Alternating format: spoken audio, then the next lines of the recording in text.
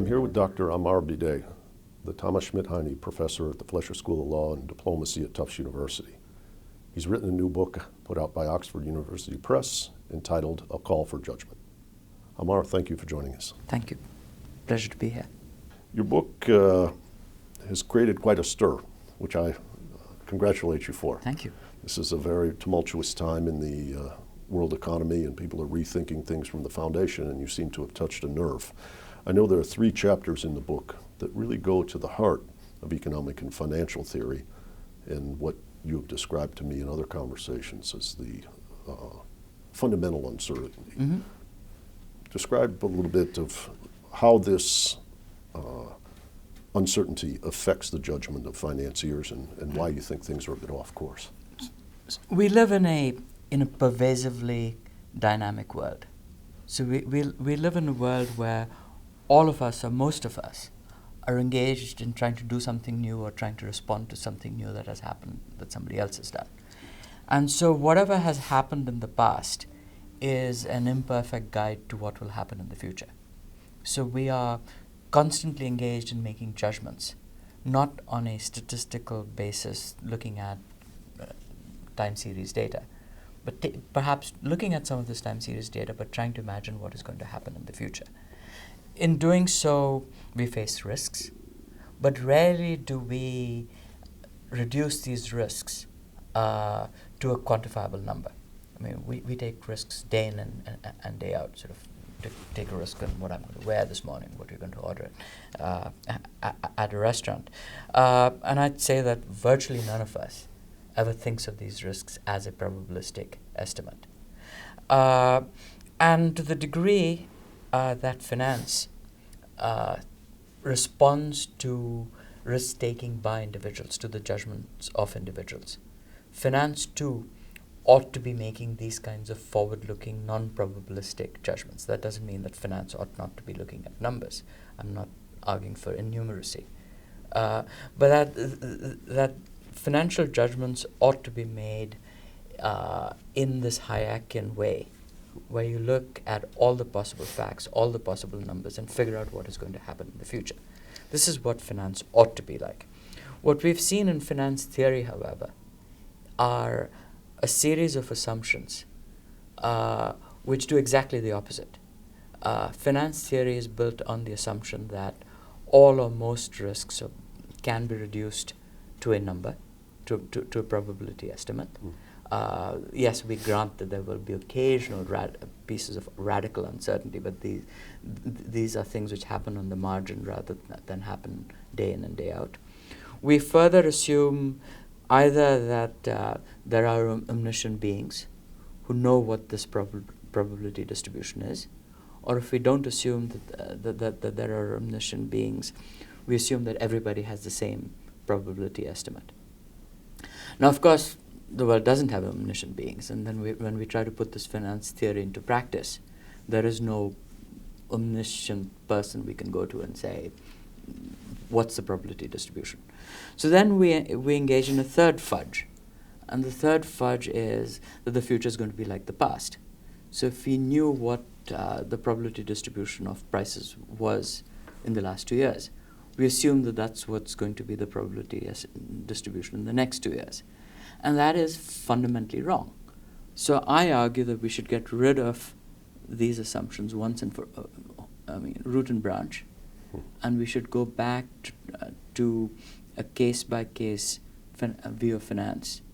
But that's an inconvenient way of doing things. What modern finance theory allows us to do, even if it is fundamentally at odds with the way the world works, is it allows us to mass produce financial instruments. It allows us to go from $100 trillion in over-the-counter derivatives in 2000 to 600 or 800 trillion in 2006 by assuming that no judgment need be exercised, that we can throw in historic data into this model and we will know what the right price is. It allows us to assume that the CEOs of these mega financial institutions need not know anything about what the individual financier is doing. simply by having the right model for risk. And whenever things go wrong, people say, "Oh, the model was wrong." Would assume that things would be uncorrelated when they were in fact correlated.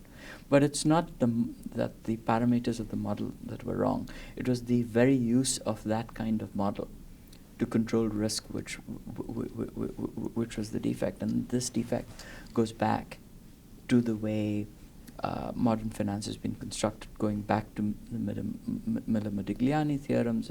It is inherent in the capital asset pricing model. It is inherent in the Markowitz view of risk, and it's certainly central to the way Black-Scholes-Merton is constructed.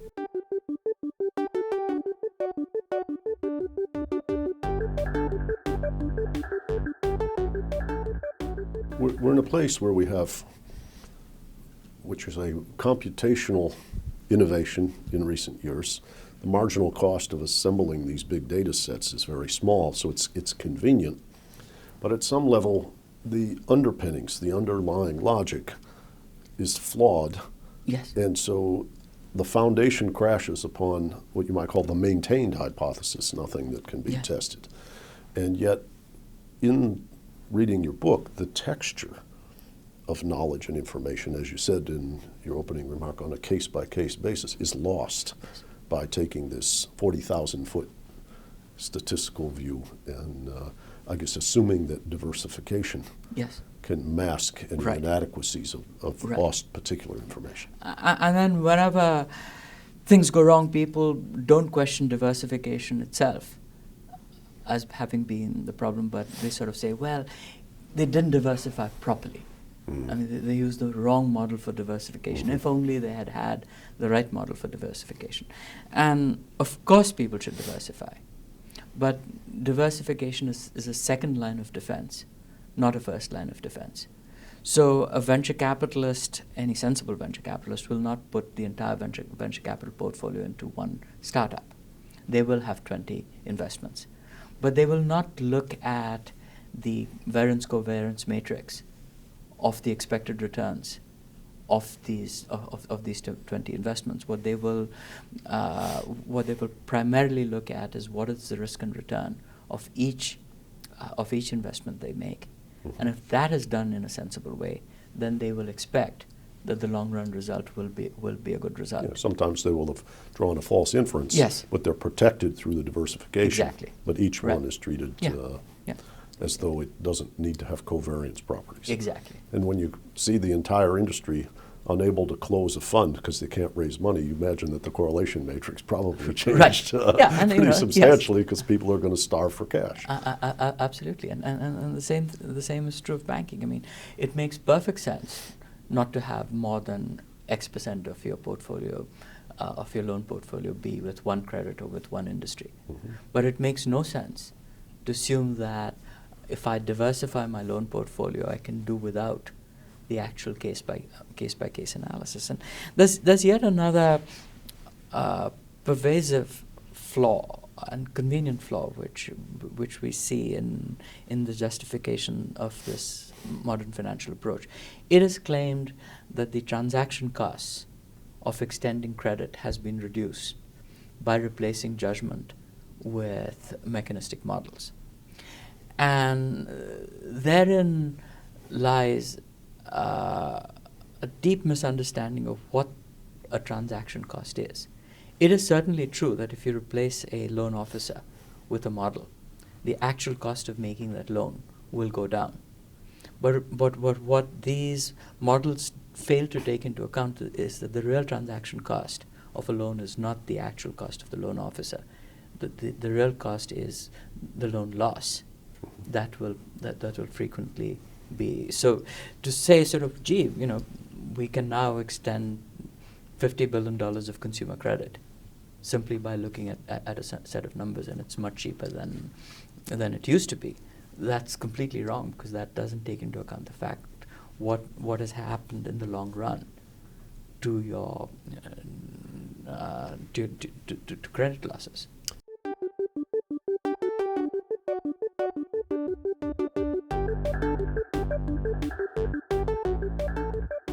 And when you're in this period like we were in the 20s and 30s, where Keynes, Hayek, and Frank Knight in particular all talked about navigating in the fog where there was no structural stability or certainty. We're seeing those concepts again. We've seen Ricardo Caballero recently wrote a paper on the pretense of knowledge, and this almost cries out for that particular information. Yes. Let's talk about this in the regulatory context as well, because we have seen the global world looking for level playing field and appealing to the Bank for International Settlements to create what you might call large-scale systems for assessing capital adequacy.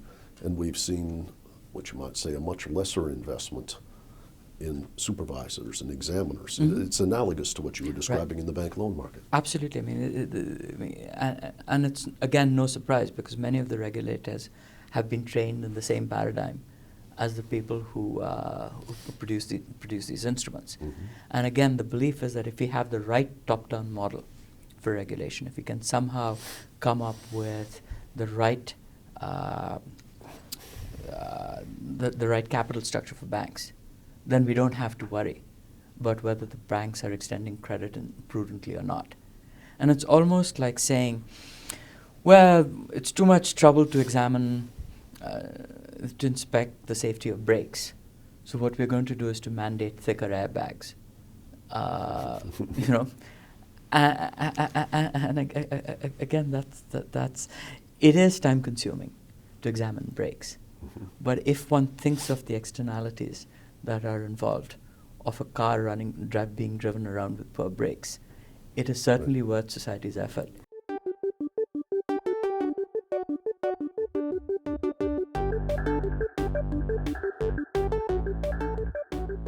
When we look at the BIS, they've just come up with Basel III, and it looks to me from reading your book like you're in a place where they're estimating distribution, saying past is prologue. The haircuts or the thresholds that they apply to each asset class to arrive at the necessary capital is dependent upon that, what you might call illusion of stability. Absolutely. And it probably sets up in a period of uncertainty, which is almost always, a time where financiers will arbitrage between the haircut threshold, which is the stated perception of risk, and their own perception of risk, and in a limited liability sense, probably opt for more risk. So certainly opt for more risk. And this has happened over and over again. Yeah. I mean, again, the illusion is that if we define the category right, we will know what the risk of that category is, rather than if we look at a particular asset, we can make some judgment of the riskiness of that asset. And these are fundamentally different things. And each time what happens is we sort of say, this category ought to have this haircut or this risk associated with it. But a category is, after all, sort of an intellectual construct. It's not something physical or something real.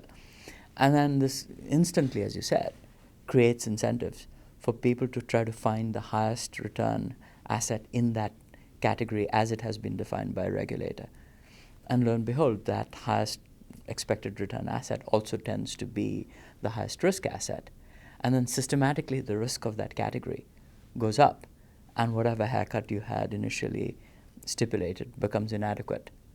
And plus, and I think this is even worse, the false sense of confidence that you get from we've established the right haircut for that category discourages you from looking case by case at the risks of the particular individual assets that are in that category. It stops you from examining brakes.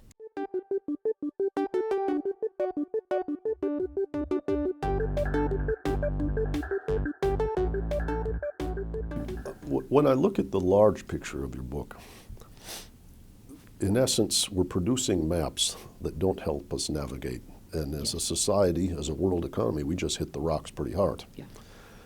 But there seems to be, of course, say the equivalent of economies of scale from using this method of assessment.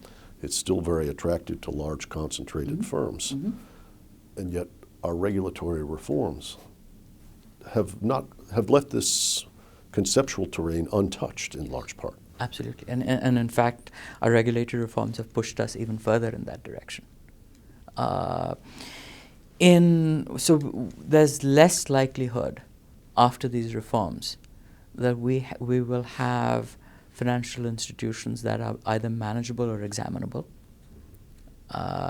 and more financial activity is going to be shoehorned away from the smaller banks that still in the main rely on case-by-case judgment, and into these large financial institutions, where the CEOs can legitimately say that, oh, there's a lot of wrongdoing and malfeasance going on, but we don't know, and so we now have large banks run the way British Petroleum was managing its activities in the Gulf, where Tony Hayward could say, I had no clue. What? The question is, should he have had a clue, right, and what are the side effects for yes, society? And can the CEO of a JP Morgan possibly have a clue about whether there's robo-signing going on or not? Can the CEO of a JP Morgan actually know what the risk of a $80 trillion derivatives portfolio is? And if the CEO can't have a clue, how can JP Morgan's regulators have a clue? And therefore, we need to look at this right from the ground up. And it's not enough to say, in theory, these things could produce value. We have to ask, in a world which thankfully, people sort of think of the dynamism of the world as sort of a destabilizing factor, something undesirable. But in fact, in the real economy, the fact that it's dynamic and unpredictable is a good thing. And let's embrace it.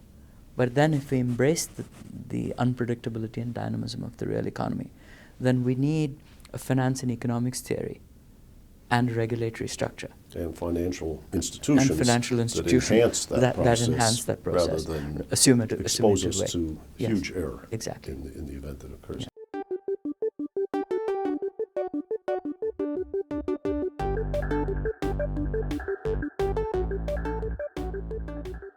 Describe the title of your book, A Call for Judgment. How did you arrive at that?